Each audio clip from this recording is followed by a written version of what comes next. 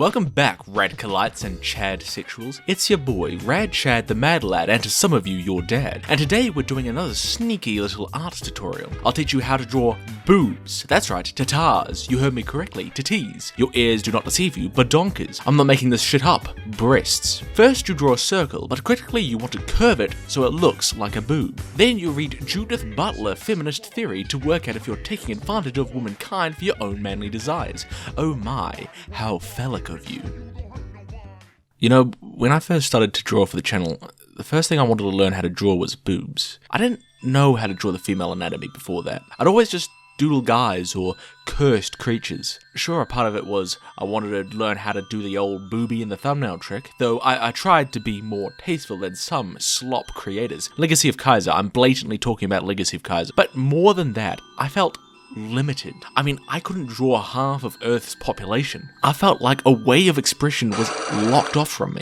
But the reason I never learned is because I was worried about sexualizing women by drawing boobs as a guy. I was scared to draw boobs. Isn't that a weird thing? The first girl I drew for a thumbnail was Jack O. Obviously, artistically not great. I was just starting out, no need to be judgmental. But looking back, I noticed I was scared to give the boobs any size, any weight. I had kept within the bounds of the torso. So she ends up looking like a plank of wood with boobs drawn on, because I was worried about making them too defined, but I didn't know how to draw them subtly. I eventually could draw boobs. God knows I had to learn for Biken's release. But still, that fear of sexualization stopped me from drawing a whole gender. Sorry, it's a silly tangent. Let's get back to what you're here for, contouring a pair of breasticles. But it felt fine to draw men kissing. If you've been watching my videos for any length of time, and that length of time should be a lot please, you may have noticed that I like to flash naked men to elicit a giggle from you. Occasionally a chuckle, but never a snicker. I also drew as a consistent joke the male characters of Guilty Gear locking lips. I had forgot this, but at one point I even made a rule that I'd only draw men kissing for commissions. I wouldn't draw women kissing. But why did it feel like I was taking advantage of any perceived sexualization of girls, but not men? Apologies, my fellow beings, I don't know what came over me. You're here for an art tutorial, not me whinging about smidgings. Lesbians keep putting boobs on my Twitter timeline, and that doesn't feel exploitative either, even when my oomphy says she'll eat a 5-course meal through Makima's toes. For some reason, it feels okay for women to sexualize women. Heck, further from that, it feels okay for women to sexualize men. It can't be that sexualizing is bad if overt horniness is okay in any case which isn't a man towards a woman. Why does it feel different when it's a man sexualizing a woman? Why aren't you liked and subscribed? Do you not like me? Or subscribe me?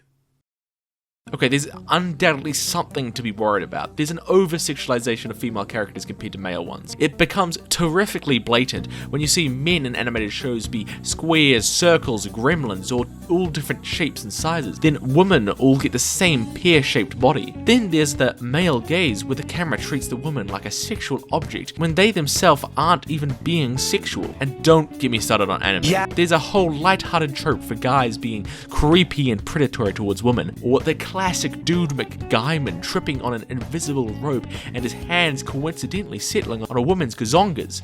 Oh, whoopsie daisy, looked like God did some divine intervention to see some titties get touched. Female sexuality media is steeped in this idea that their sexuality is not given, so must be taken, even without the woman's desire. Or it's to represent men's insecurity about how they can be controlled by their pleasure, the femme fatale, the seductress. Female sexuality only existed in media for men. Hell, let's face it, women are right to fear men's sexualization of them, hat-calling, being paraded like trophies to be won like the Andrew Tater-Tot types say. For God's sake, have you seen the statistics for SA? There's a prevalence of men sexualizing women being harmful. And men that I know who are not incel types are keenly aware of this. And they have this fear whenever they even just talk to a woman that they're making them uncomfortable. They fear being that type of man. So it's no wonder that they and I in the past didn't want to touch sexualizing a woman with a 10-foot pole as to be respectful. Boobs, am I right? So what the fuck, do we just not let women be sexual? Oh no, men suck, no more being sexy, no more horny, no more boob. Or do we just not let men be horny for girls?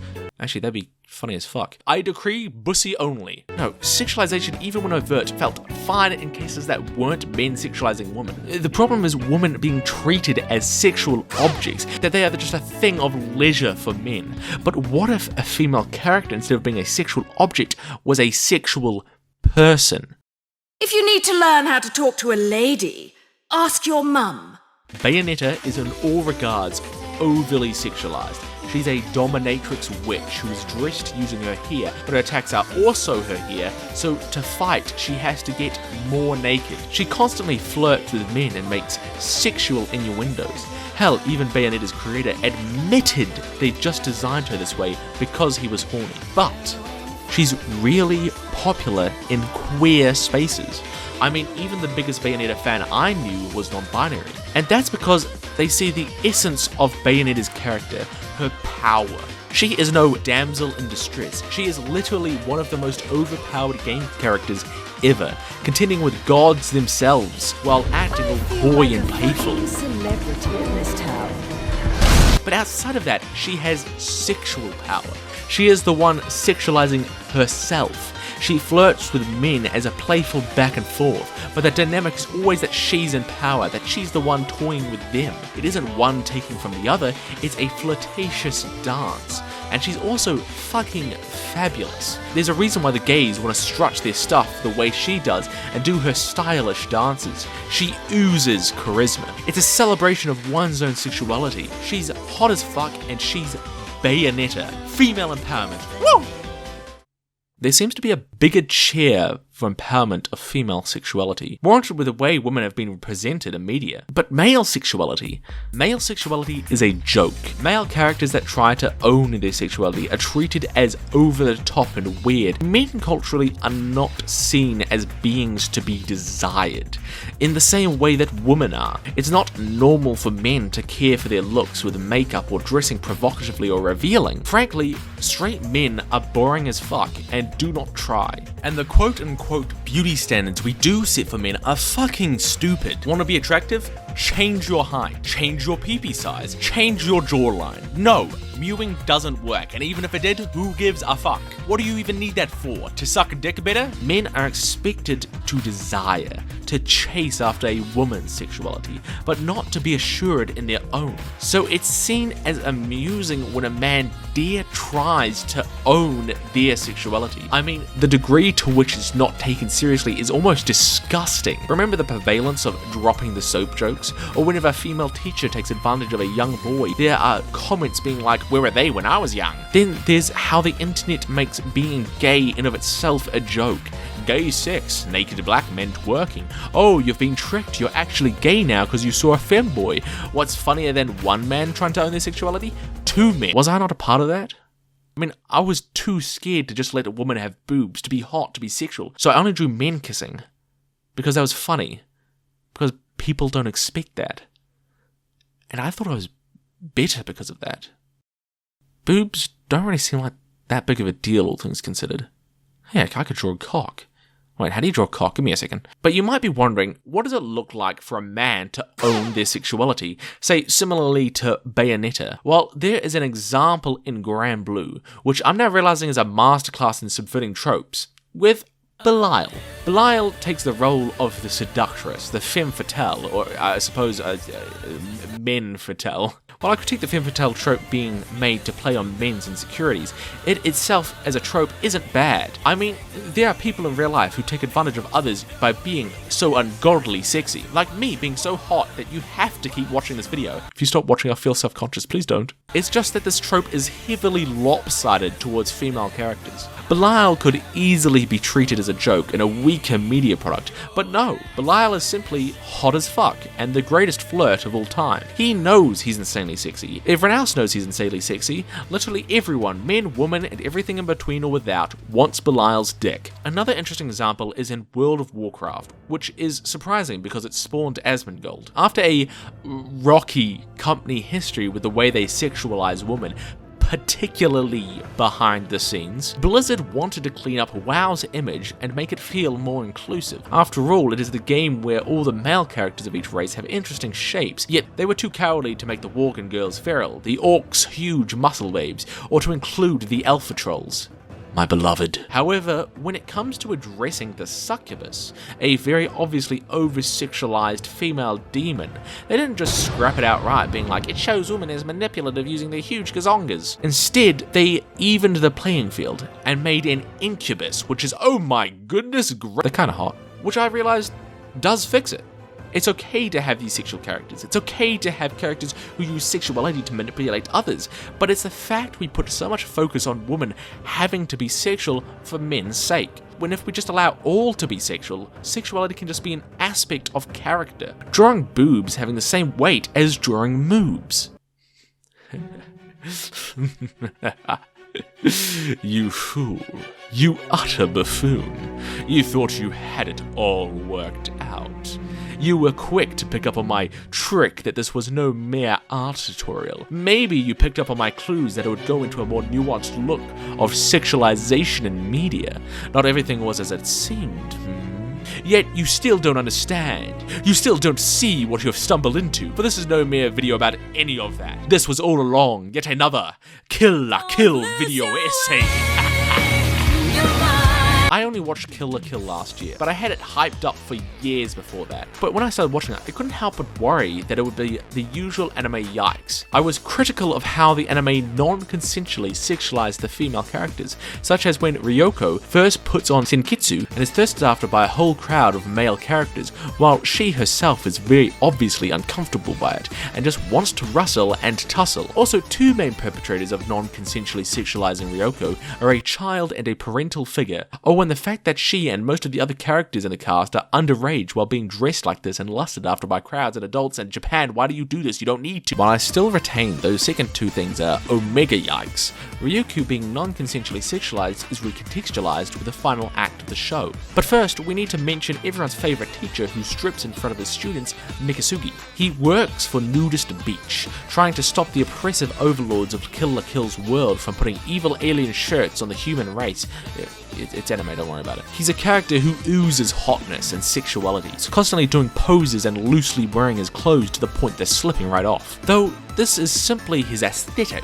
He doesn't come on to anyone or anything. He is just simply overflowing with sex appeal. Yet he's treated as a joke. Every character reacts with not taking him seriously or disgust. Yet it's interesting to see how when the female characters undress, it's responded to with cheers and lust, even when Satsuki does it with the same level of confidence.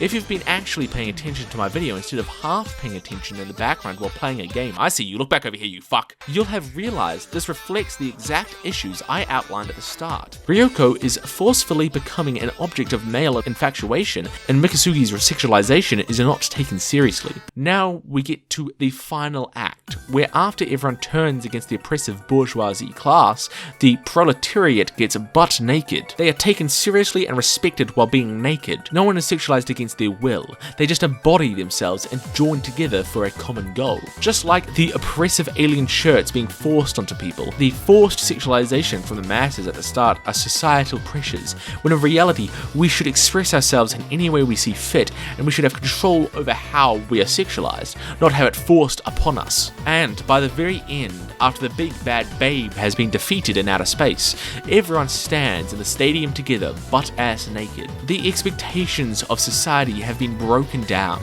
Everyone just is. Some people have boobs, some people don't. Some people are round, some people are muscled, but all are free. I also have to highly commend the creative decision for Ryuko getting with Mako, a fellow girl. After being fawned over by the male masses, it's ultimately up to her who she consents to share her love with, and that's honestly absolutely correctly chosen, the goober Mako.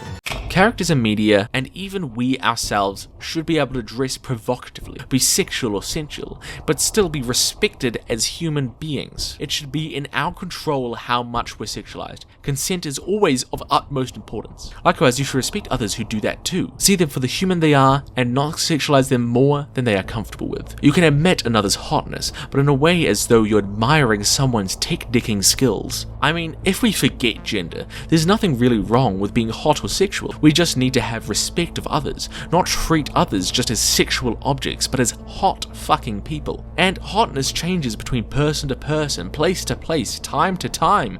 Once upon a time, the goddess of fuck was a jiggly fat chick. Belial is hot. Ladiva is hot. There are huge dragons people find hot. Yal-Garoth, the destroyer of the cosmos, has 500,000 Tumblr girls lusting after his benevolent, all-knowing cock. Hotness is merely a way of being. Thus, if I am to draw boobs, I must become boobs. I must set an example. So behold, my beauty that I bestow upon this damnable plane known as the intertwining web. This is my sexualization of myself, not for you to do to me, but for me to bestow upon ye. Because if you did it to me, that'd be parasocial and really fucking creepy. Boobs may be hot, but so am I. The foolish alpha and sigma males think their insecurities can be solved by focusing on trivial things like woman, when you must simply be assured in your own sexuality, and the right people will see you and respect you for the hot beast you are. And if they don't and try to tie you to societal expectations, then they are CIA agents. Oh, and you think this is tasteful nudity? You think I don't have the balls to go all the way? Well, I can assure you, there are balls. Alas, YouTube does not allow me to show you, for they fear true power. Oh, by the way, did you know you can see all the assets from my videos on my Patreon? Uncensored? You know, after all that, boobs really are just boobs. They just exist. They can be hot, they can be not. So I suppose we can finally get to finishing this boob drawing. We're actually going to be focusing on natural boobs, how they hang across the body,